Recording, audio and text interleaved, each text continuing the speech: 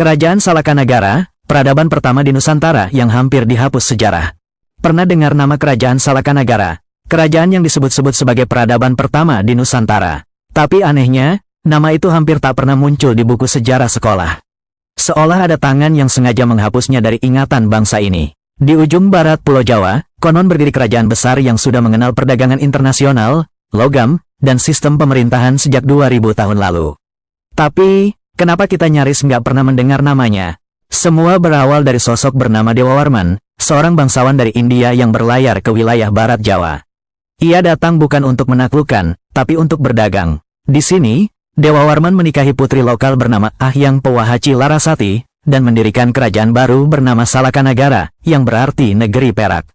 Letaknya dipercaya berada di sekitar Pandeglang, Banten sekarang. Kerajaan ini menjadi titik awal hubungan antara India dan Nusantara. Perdagangan, logam, dan budaya mulai mengalir dari barat ke timur. Di masa itu, dunia belum mengenal Indonesia. Tapi Salakanagara sudah dikenal sebagai negeri yang kaya logam putih, punya pelabuhan besar, dan menjadi tempat persinggahan kapal dari India, Persia, dan Tiongkok. Bayangkan, 2000 tahun lalu, wilayah yang sekarang kita kenal sebagai Banten sudah punya sistem ekonomi teratur. Sumber-sumber kuno bahkan menyebut Dewa Warman memiliki hubungan diplomatik dengan India bagian barat.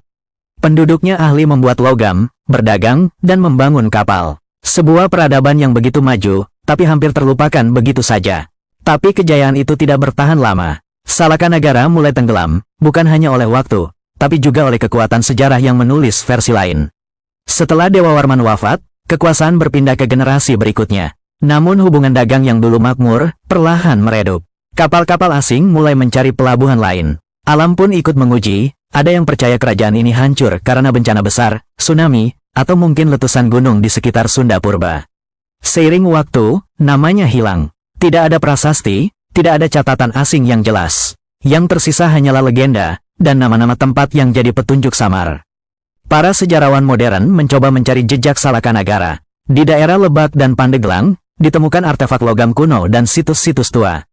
Beberapa naskah Sunda kuno juga mencatat garis keturunan Dewa Warman. Tapi tetap saja, banyak yang meragukan keberadaannya. Ada yang bilang, Salakanagara hanya dongeng. Ada pula yang percaya, kerajaan ini benar-benar ada, hanya saja, kisahnya sengaja dihapus untuk mengangkat kerajaan lain yang datang setelahnya.